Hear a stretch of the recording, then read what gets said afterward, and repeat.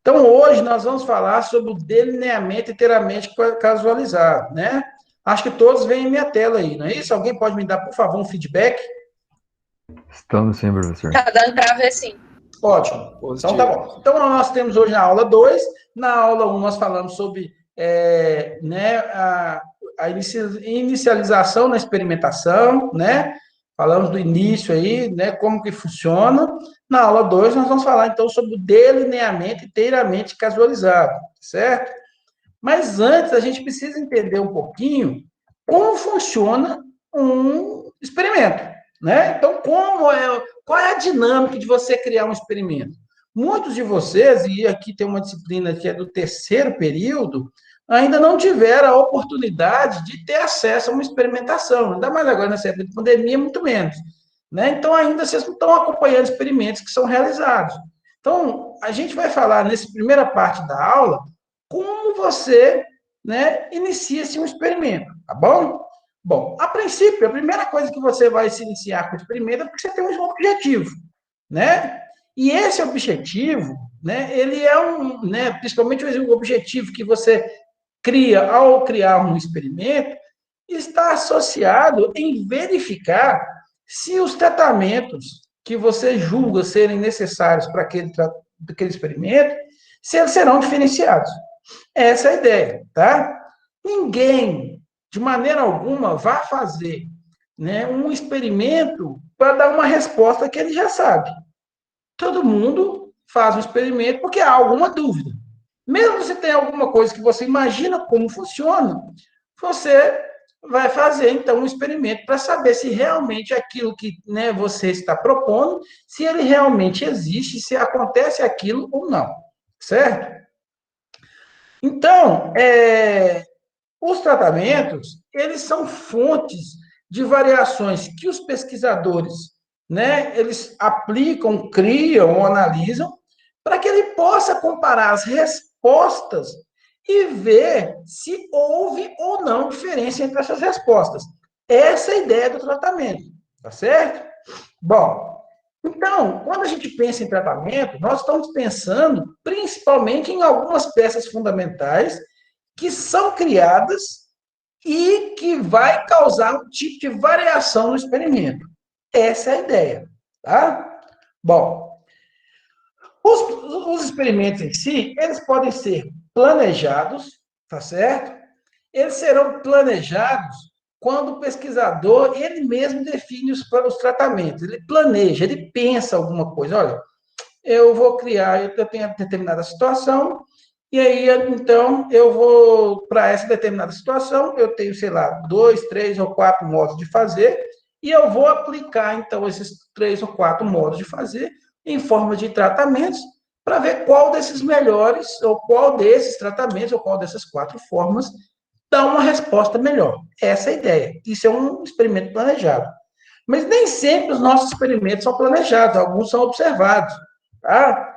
Isso acontece muito quando você, por exemplo, pega uma rotina de uma fazenda, por exemplo, de um plantio de uma determinada coisa, e já é feito daquela forma, e aí você, então, tem ali, você naturalmente identifica que tem métodos diferentes de fazer dentro do mesmo local, e aí você vê, você faz o seguinte, você utiliza-se, então, dessas informações que são coletadas naturalmente, como forma de tratamento, para tentar ver se há diferença entre eles. Tá certo? Então, isso acontece, tá? É muito comum, às vezes, você, por exemplo, você tem lá, sei lá, naturalmente existe na natureza lá 4 variedades de determinada planta lá. Então, você pega aquelas 4 variedades de determinada planta elas, ela já existe naturalmente, você só quer comparar o resultado delas, tá certo? Então, isso aí é um tipo de experimento que, às vezes, é um tipo observado, né? Algo que já tem pronto, você não criou, você só está aproveitando aquela informação, ok? Bom, mas como a gente forma os tratamentos? Como os tratamentos são formados, né? Então, os tratamentos, eles sempre vão ser formados de acordo com o desejo do pesquisador, né? Quando ele planeja, né? Ou esses tratamentos vão ser formados a partir de algo que já existe naturalmente. Mas a formação de tratamentos é sempre com desejo do pesquisador, né? E aí, ele tem dois objetivos. Ou ele quer encontrar diferenças por exemplo, diferenças de um método para fazer alguma coisa, de um modo para fazer alguma coisa, diferenças entre substâncias, entre, por exemplo, raças de animais ou cultivares, ou ele quer encontrar similaridades. O que eu quero dizer com isso? Vamos ver se vocês vão conseguir entender. Bom, muitas vezes, um pesquisador, ele vai aplicar um tratamento porque ele realmente quer encontrar algo diferente, ele quer um modo diferente de fazer algo. Eu dei aqui na aula passada, quem assistiu, quem estava aqui com a gente, um exemplo da melancia lá, com relação ao corte, né, das ramas laterais da melancia, né? Que eu tinha dois alunos que queriam, aliás, eram três alunos que queriam saber se isso era efetivo ou não. Então, aquilo é um jeito para obter uma forma de obter diferença. Ele está querendo fazer aquilo de um modo diferente. Não é isso? Agora, muitas vezes, existe o caso de quando o pesquisador pretende encontrar algo que seja similar.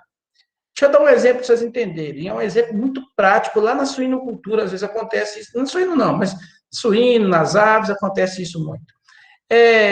A gente sabe, por exemplo, que soja e milho é o grande gargalo da produção animal.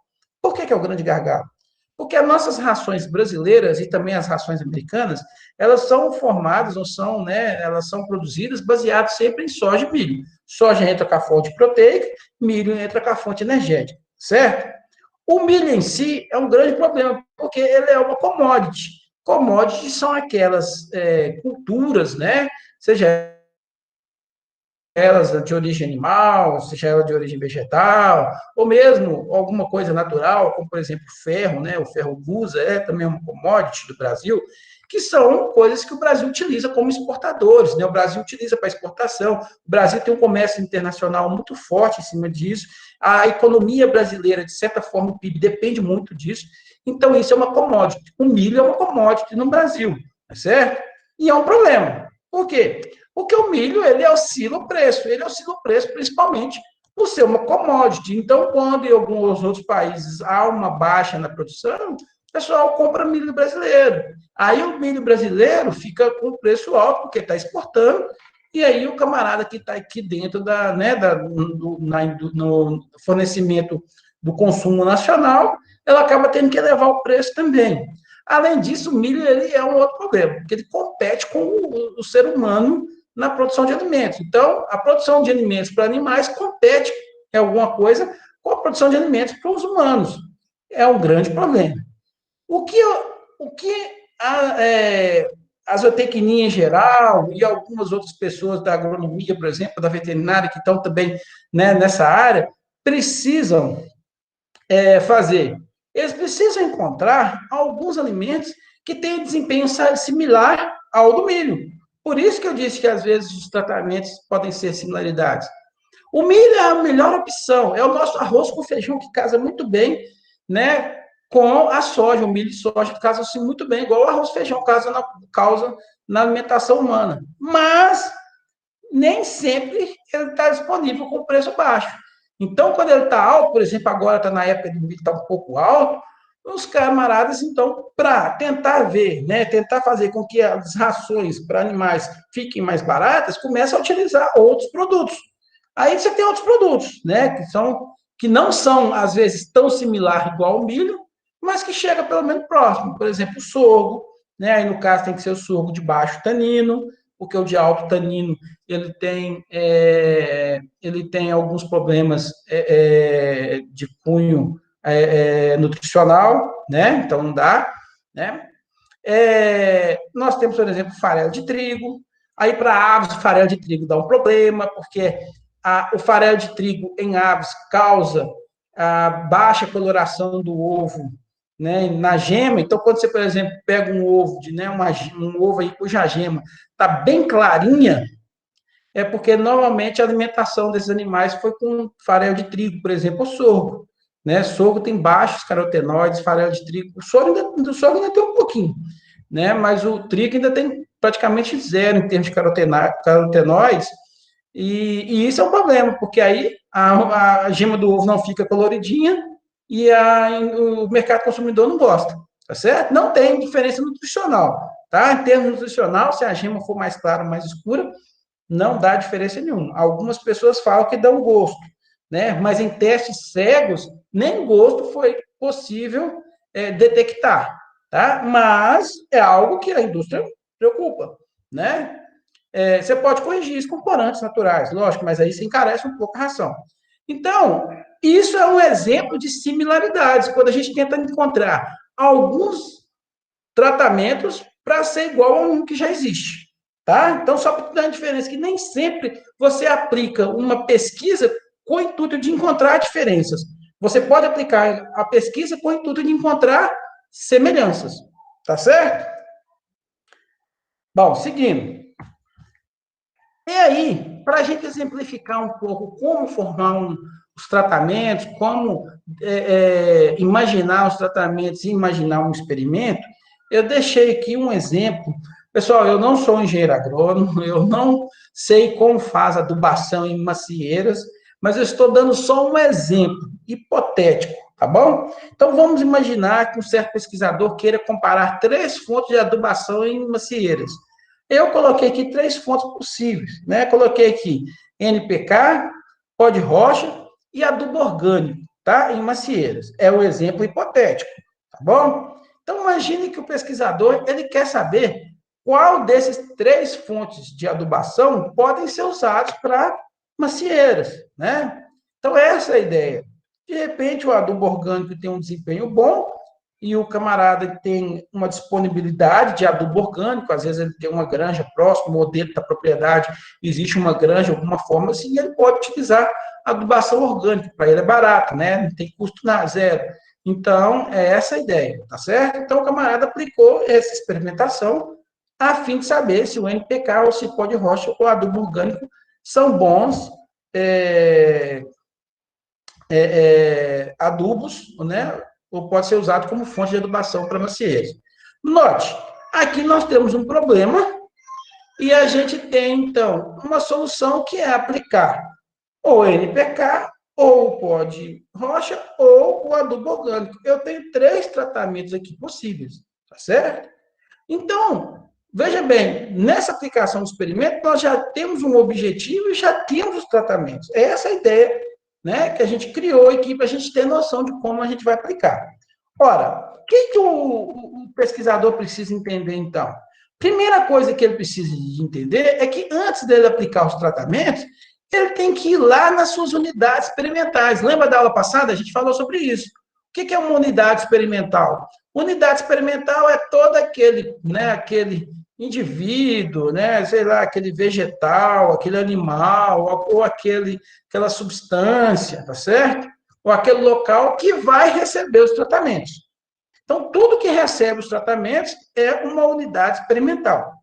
Nesse caso, nesse exemplo, digamos que nós temos aqui 6 parcelas, e em cada parcela tinha 2 plantas, né? Que essas 6 parcelas representam aí, sei lá, a forma como essas plantas estavam dispostas no solo, né, na região.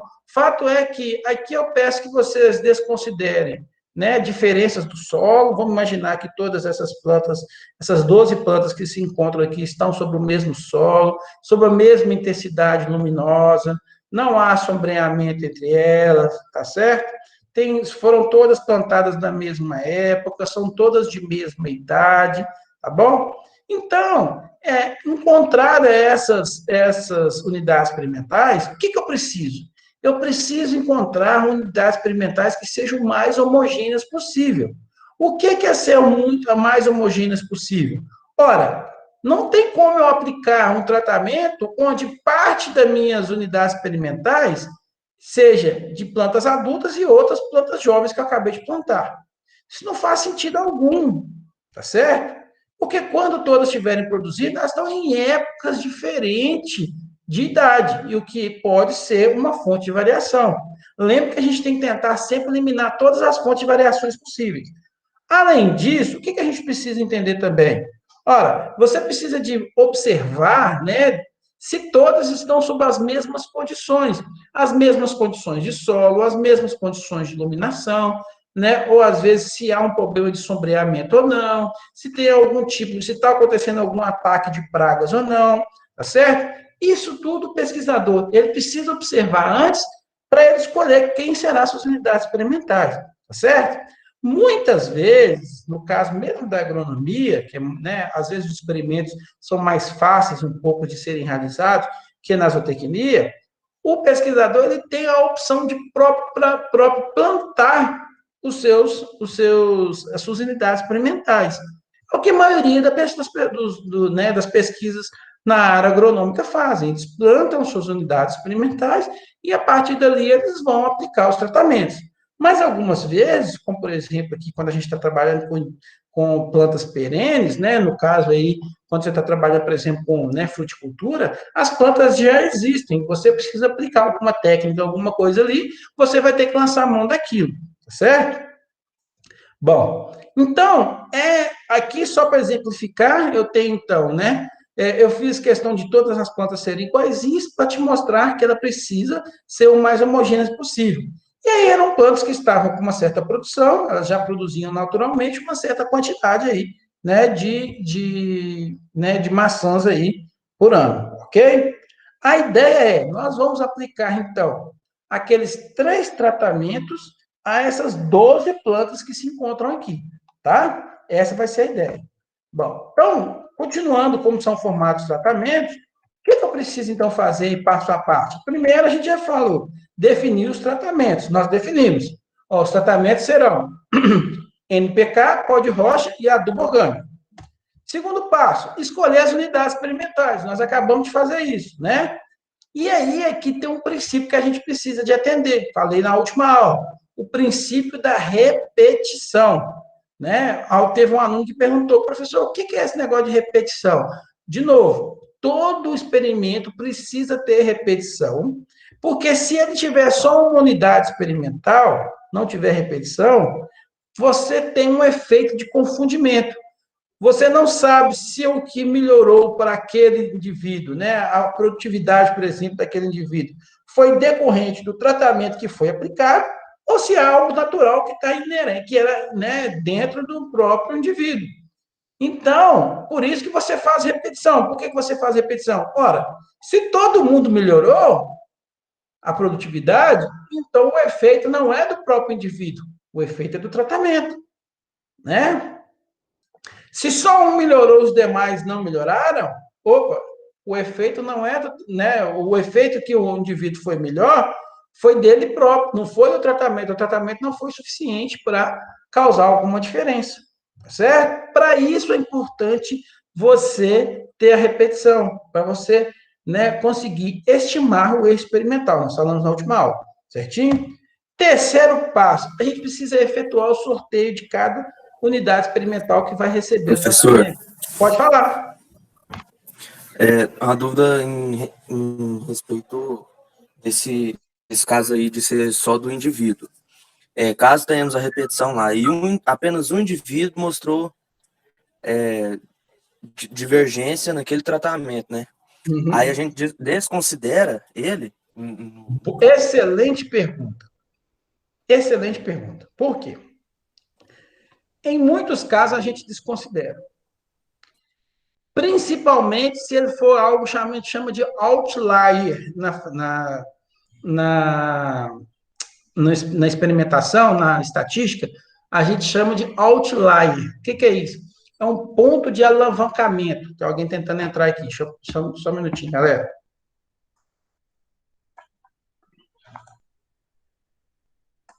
Então, é um ponto de alavancamento que a gente chama, um ponto de alavanca, que é o seguinte, é um indivíduo que ele dá uma produtividade muito alta, além demais das demais. E o que esse camarada faz? Ele aumenta muito a média, por ele ser um ponto fora da curva, ele aumenta muito a média. E aí aquele tratamento acaba tendo uma resposta diferente, não porque todos foram bons, mas porque um foi bom demais da conta. Você consegue entender? Então, nesse caso, se ele dá um boom muito alto, né, uma medida muito alta, a gente retira ele. Tá certo? Certo. Respondi? Respondeu sim, obrigado. Beleza. Pessoal, fica à vontade de fazer perguntas, tá?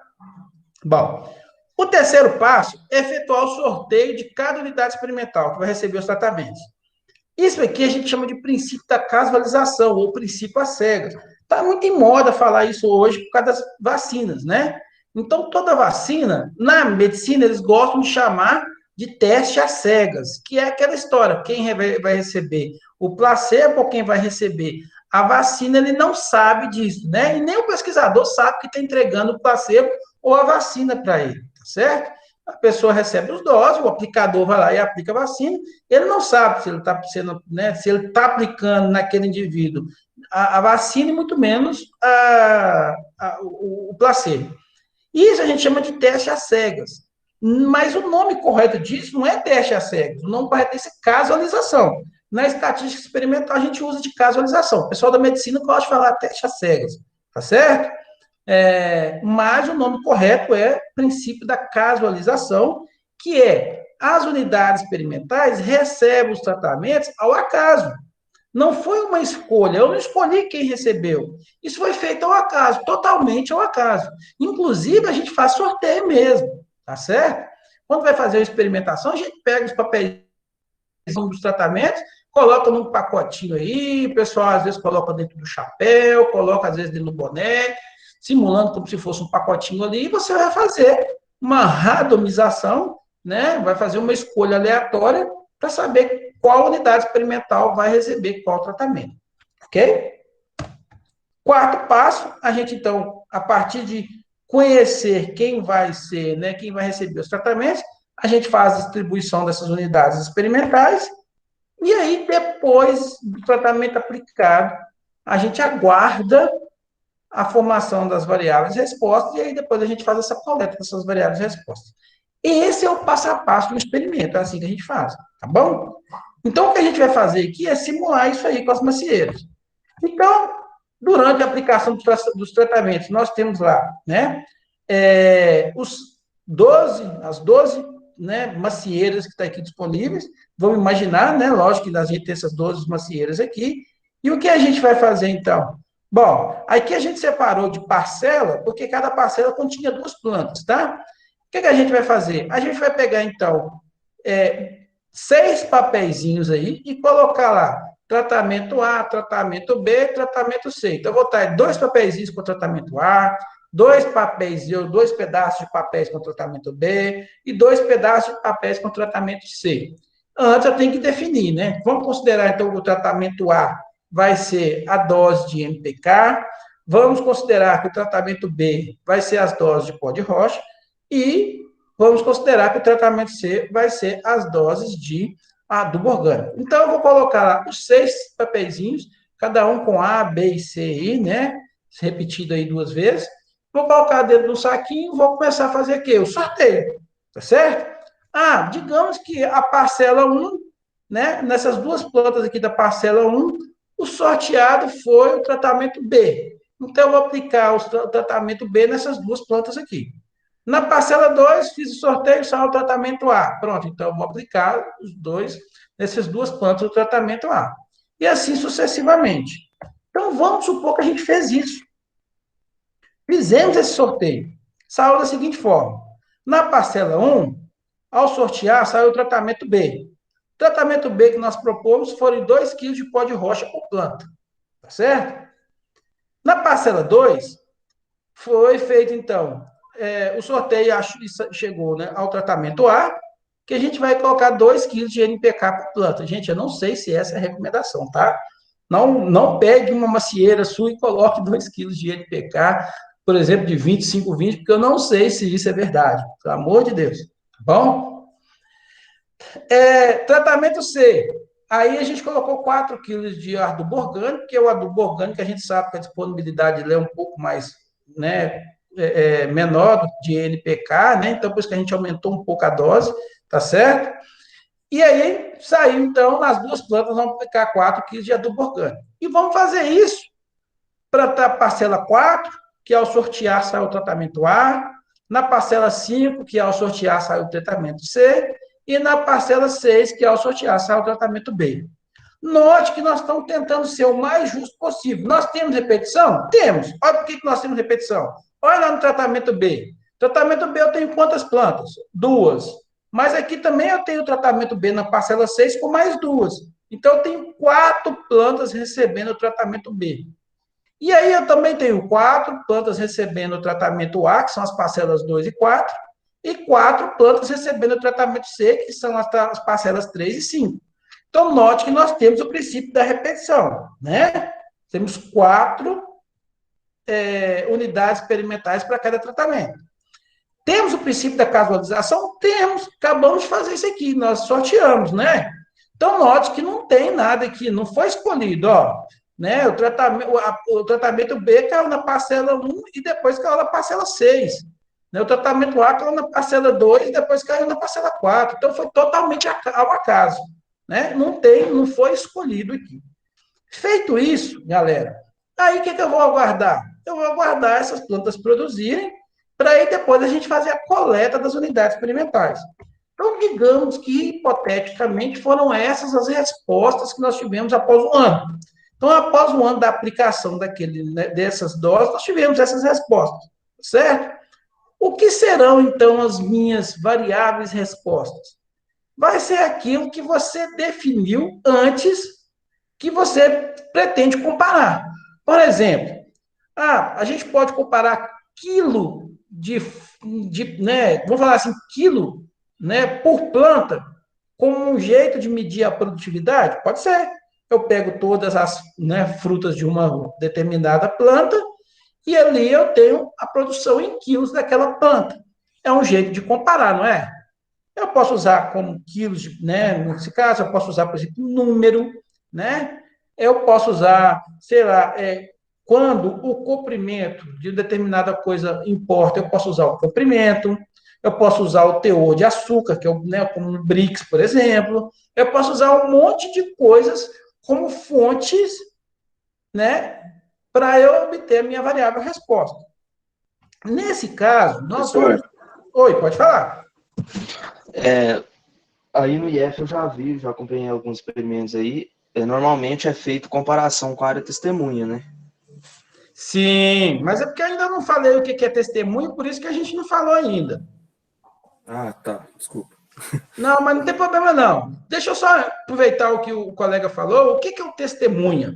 Né? Que a gente vai falar um pouco mais na frente aí. O testemunha é aquele... o tratamento testemunha é aquele onde você não aplica nada, você deixa do jeito correto. Tá certo? Então, esse é o testemunha.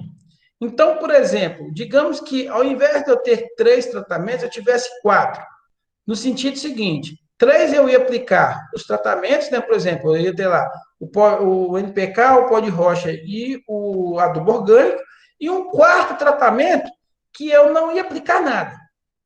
Para que serve o testemunho? O testemunho ele é muito importante para você verificar se realmente aqueles tratamentos que você está aplicando, se ele causou diferença ou não nas unidades experimentais, tá certo? Se aqueles tratamentos eles foram efetivos em mudar a diferença.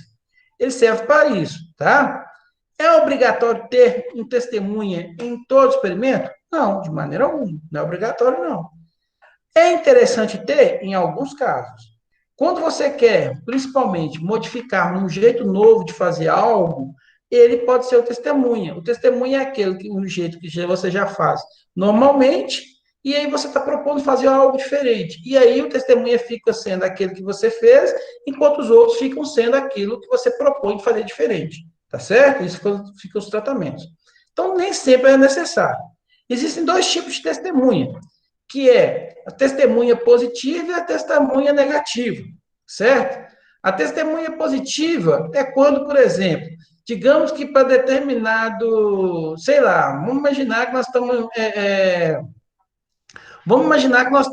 estamos utilizando aqui um princípio ativo, e esse princípio ativo, ele depende, por exemplo, de uma outra substância, tá? Para ser aplicado, por exemplo, na corrente sanguínea. Né? Eu estou tentando pensar algo aqui rápido aqui, mas, enfim. Imagina aí que você tem, então, um princípio ativo, né? uma substância, e essa substância, para ser aplicada na corrente sanguínea, ela depende de, sei lá, de um veículo aí, vamos imaginar, sei lá, um soro fisiológico, tá certo? Então, para você aplicar determinada substância no indivíduo, você precisa da substância, mas ele é aplicado sempre com soro fisiológico. Aí você vai propor o tratamento, né? Aí você propõe 4 doses, por exemplo, dessa substância, que você quer ver, por exemplo, se a substância é suficiente para combater determinado agente aí, né? E sempre você vai ter que aplicar ele com soro fisiológico, que ele é aplicado melhor com soro fisiológico. Aí, vamos supor que você tem 4 tratamentos, então, são 4, né, dosagens daquela substância que você quer aplicar. Um quinto tratamento, você vai fazer com soro fisiológico sem a substância, que a gente chama de testemunha positiva. E você vai colocar um sexto tratamento, que onde, em vez de você colocar o soro fisiológico, você coloca água destilada. Então, note, você vai ter 4 tratamentos normais, um que vai ter só o soro fisiológico e o outro que vai ter só água destilada. Isso, o soro fisiológico fica sendo uma testemunha positiva e a água fica sendo uma testemunha negativa. Isso é para verificar o seguinte: ora, a diferença entre aplicar no indivíduo o soro fisiológico junto com a água, porque a água ela não reage com nada. Se você aplicar água, por exemplo, na corrente sanguínea, não vai dar, lógico, dose pequena, né? Não vai acontecer nada, não vai ter problema algum, tá certo? Desde que essa água seja água destilada, ou seja, né, água completamente apenas H2O, mais nada, né? Não vai dar problema algum para o ser humano, né? Para o indivíduo aí.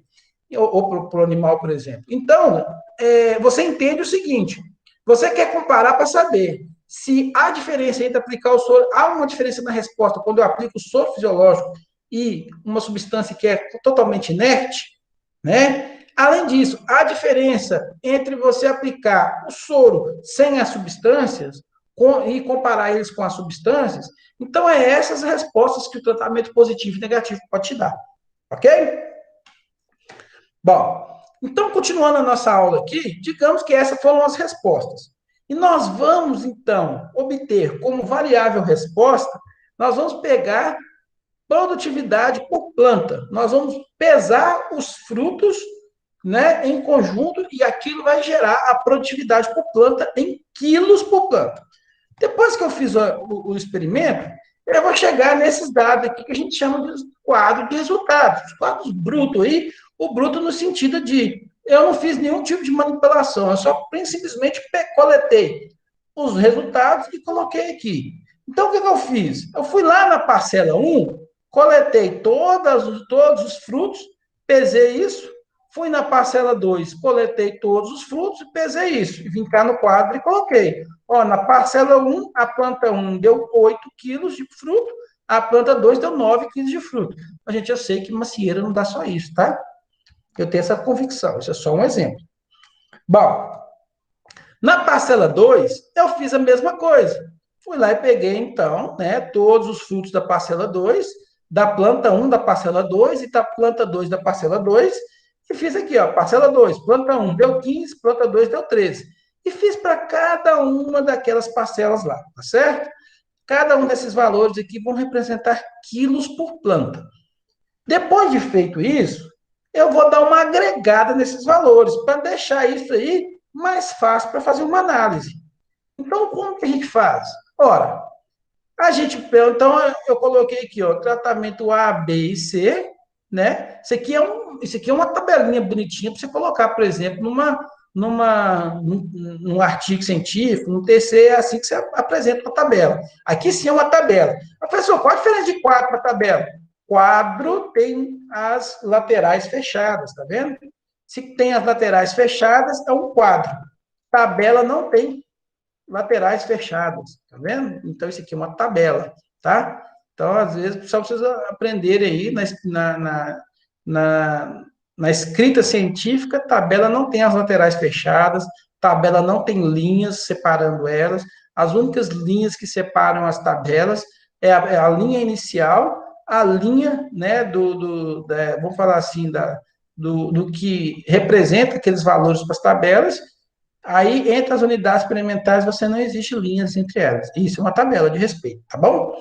Bom, então, o que a gente faz aqui? Ó? Tratamento A. Tratamento A foi 2 quilos de NPK, tá? Aí eu não especifiquei o NPK aqui, mas poderia ser um 25, 20, por exemplo, tá bom? Sei lá, tá? Um 4, 14, 8 aí, mas não importa. Nós só estamos. Entenda que isso aqui é só um exemplo hipotético, né?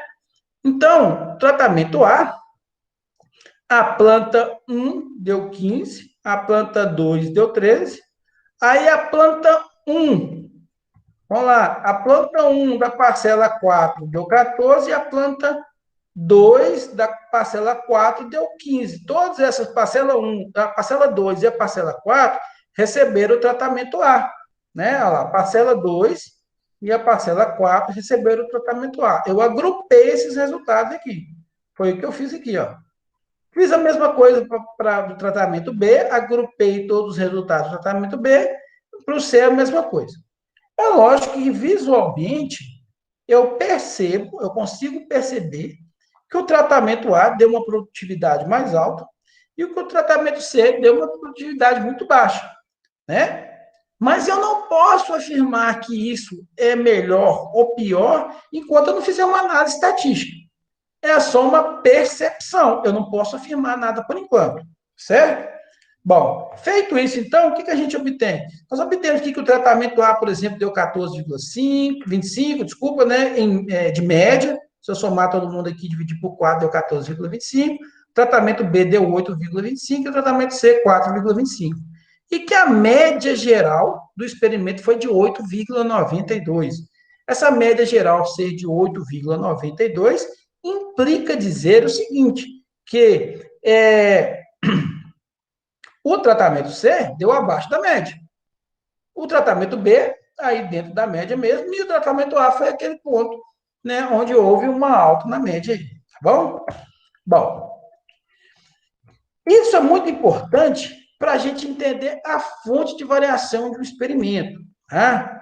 O que eu quero que vocês entendam, então, e se você entender isso aqui, você consegue entender tranquilamente o ponto-chave da nossa aula de hoje. Veja bem, quando você propõe os tratamentos para uma determinada, né, cultura, por exemplo, se você não aplicasse nenhum tratamento, deixasse elas produzirem normalmente, sem nada, como se fosse a testemunha, a ideia é que esses indivíduos produziriam aproximadamente um certo grau de produtividade ali, tá certo? Sei lá, uns 2 quilos, 3 quilos por planta, tá? O que produziu a mais foi o efeito do tratamento. O efeito do tratamento é que faz com que o indivíduo produza mais. Por que o tratamento A foi melhor, por exemplo, que o tratamento C?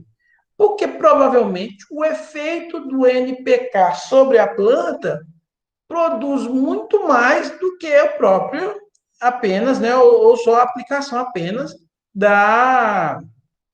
do adubo, tá? Então é isso que eu quero que vocês entendam. Eu quero que vocês entendam o seguinte: toda planta ela vai produzir até uma certa média. O que produzia mais foi efeito de tratamento, tá certo?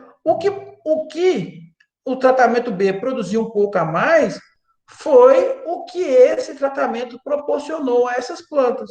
Ele não produziu mais que o tratamento A, mas ele atingiu um certo grau a mais, foi devido a esse tipo de tratamento. Por que isso é importante?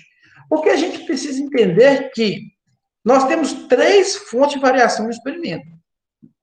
A primeira fonte de variação, a gente chama de fonte de variação premeditada, que é aquela que eu aplico o tratamento e esse tratamento vai ser o responsável por aumentar a produtividade de uma determinada cultura, por exemplo, tá? Então, essa é premeditada, ela é introduzida pelo pesquisador com intenção, intencional.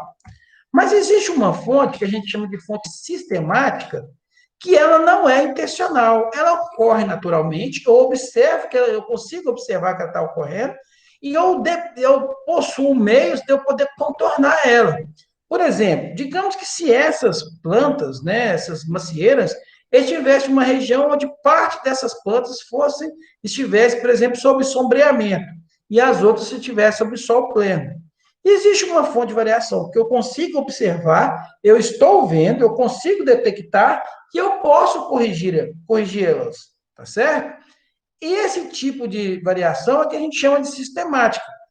O pesquisador, ele precisa controlar essa fonte de variação para que todo mundo tenha a igual chance de se expressar suas respostas, né, suas variáveis respostas.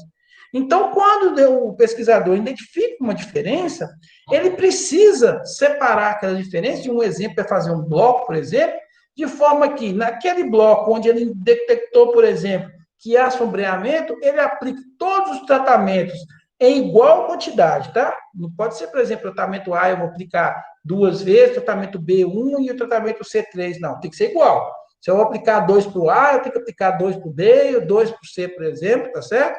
No sombreado, e tem que fazer a mesma coisa sobre o sol pleno. Porque aí você garante que todo mundo está tendo a mesma condição, tá certo? E a aleatória. Existem algumas fontes que a gente não consegue achar. Você não consegue detectar, certo? Às vezes, por exemplo, a planta está com uma doença que você não conseguiu identificar.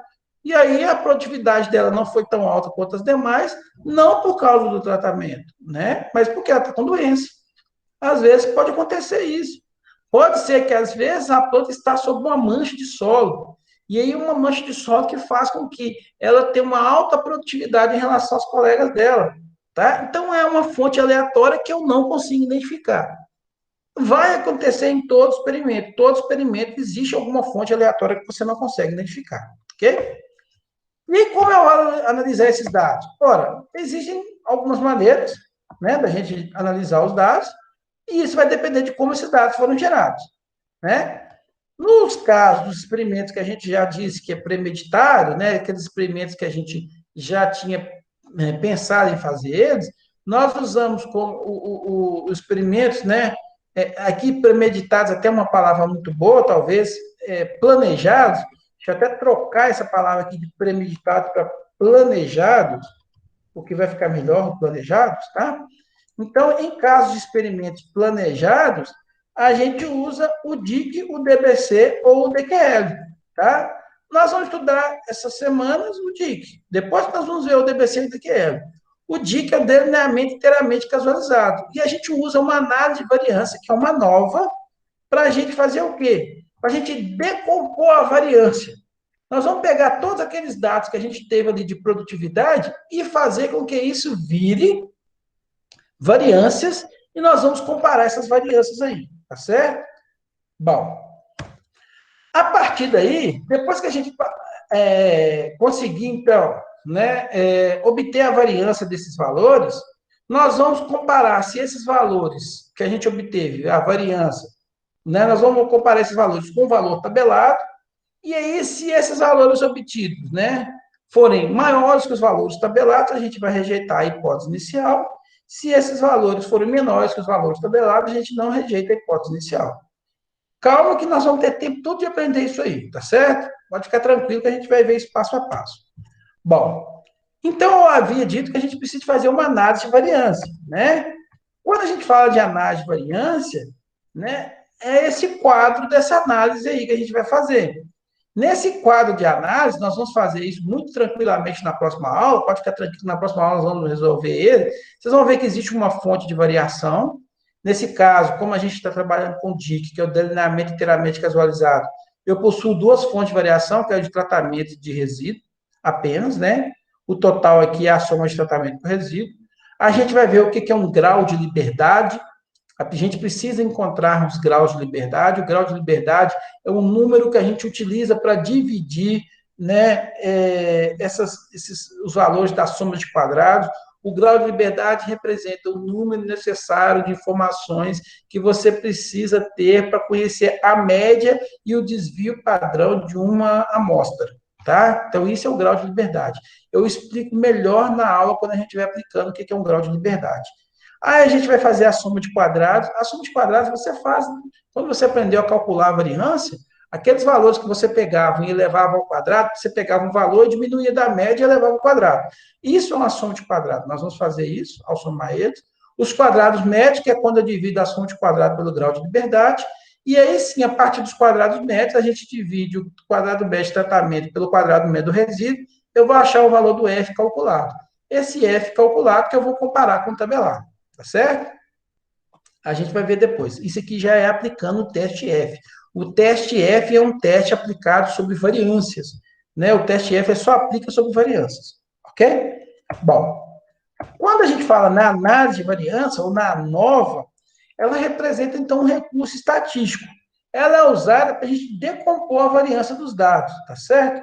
O que significa esse decompor? Significa que a gente vai separar o que é efeito fixo e o que é efeito aleatório.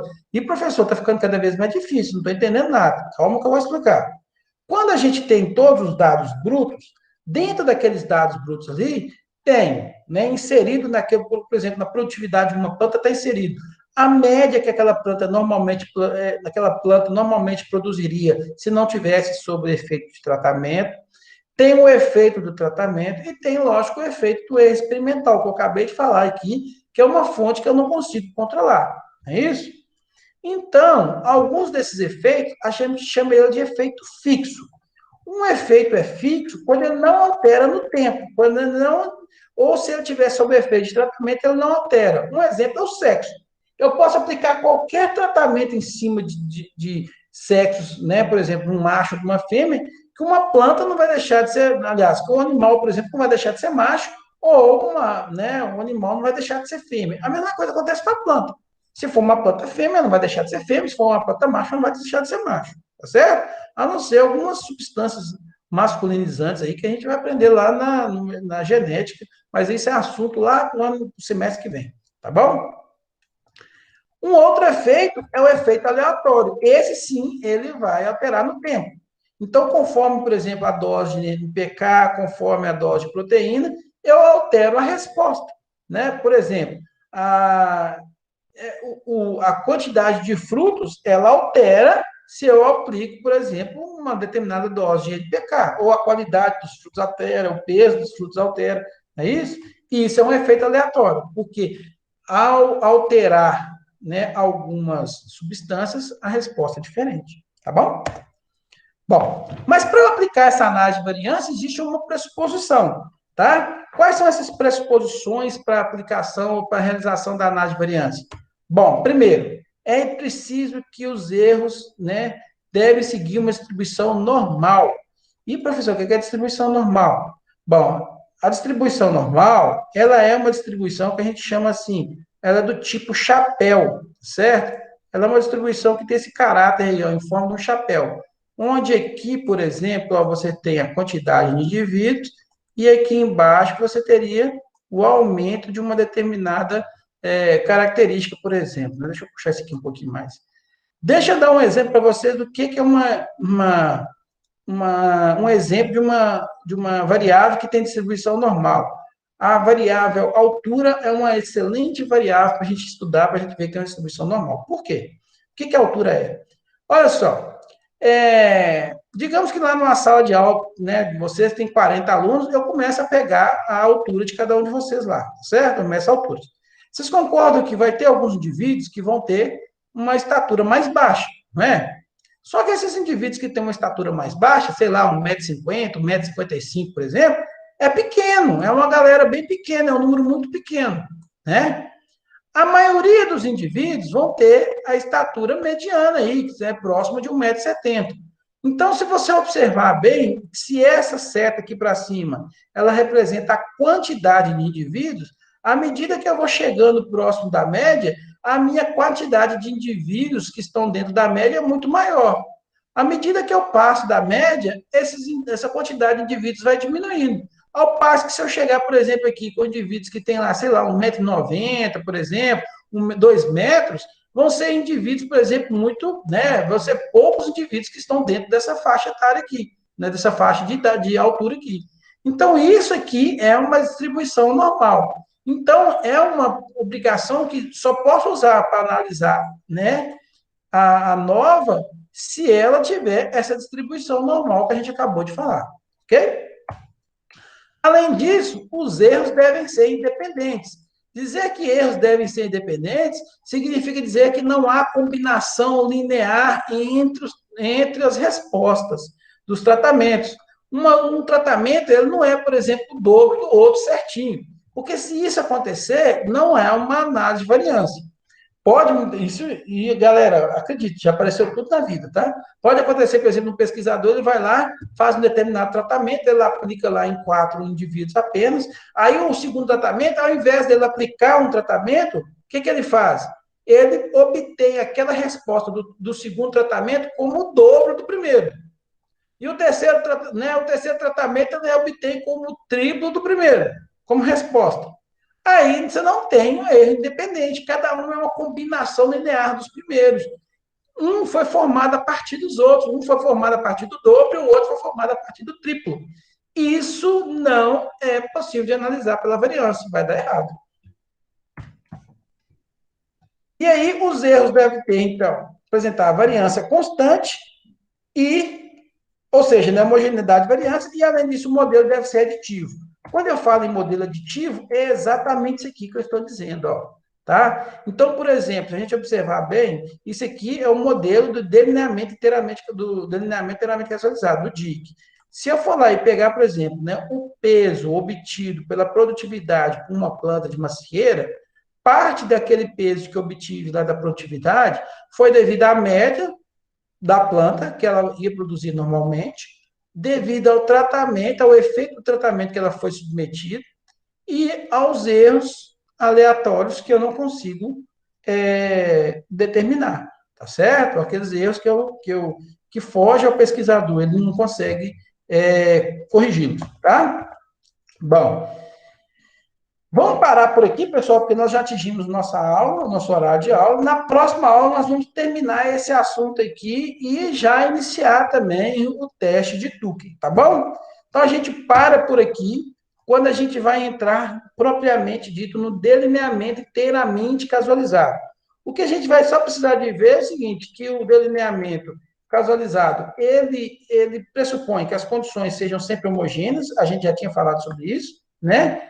E que, por ele depender que as condições sejam homogêneas, ele sempre tem que ser feito em locais seguros, né? De ambientes seguros, como laboratório, como estufa, como casa de vegetação, para garantir que essas unidades experimentais sejam homogêneas possível, tá bom? A gente para aqui, então.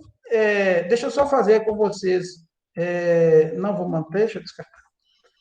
Deixa eu só fazer com vocês uma. Primeiro, saber se alguém tem alguma dúvida, né? Se você tem alguma dúvida, queira fazer algum tipo de pergunta. E eu preciso fazer também uma chamada aqui rapidamente, tá? Então, enquanto eu estou preparando aqui para fazer a chamada, se quiser fazer a pergunta, fique à vontade.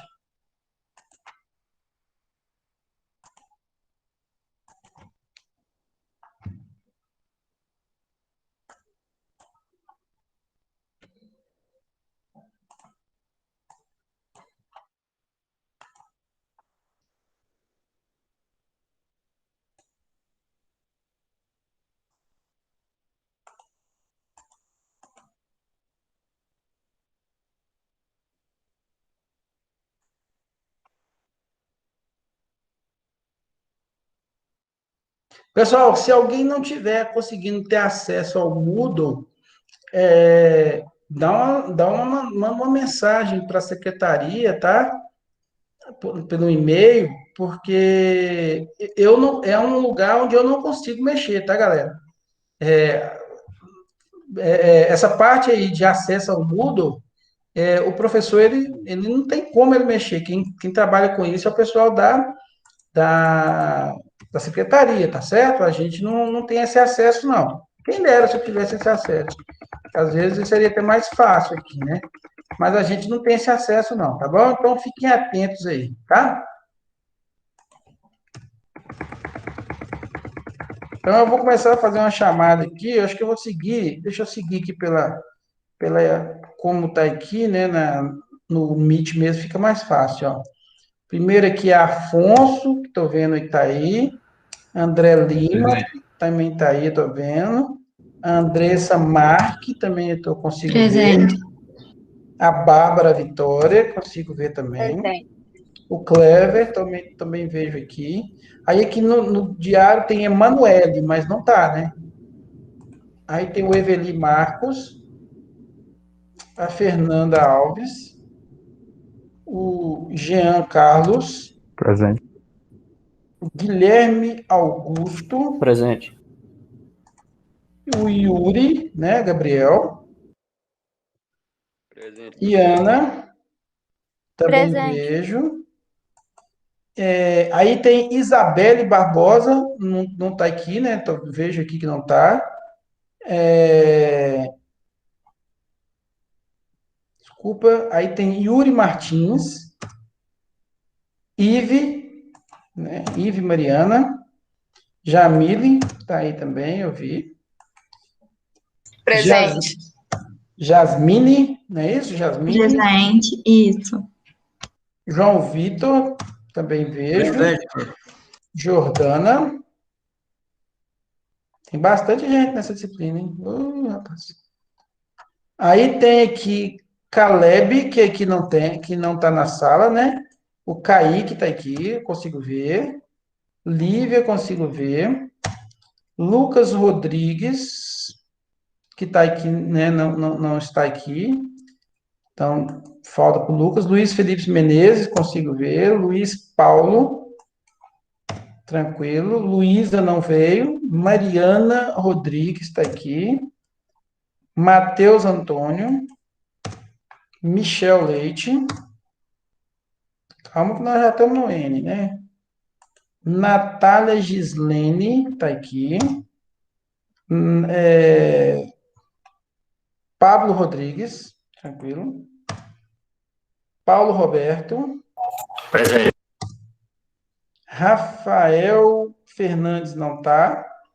Aí já pula, nem Riser. Aí já pula para Rodrigo, né? Alves Rodrigues. Tainara Ramos está aqui. Aí tem Valentina, que também não está. Tem Vitória Rezende. Viviane Loriene, né? E, fim, o Ellison não está. Ok, pessoal? Bom, se vocês não têm mais nenhuma dúvida, pessoal, a gente para por aqui. Quem quiser sair, fique à vontade, fique com Deus, até a aula que vem. Se alguém quiser continuar e tirar alguma dúvida, pode ficar à vontade também, tá bom?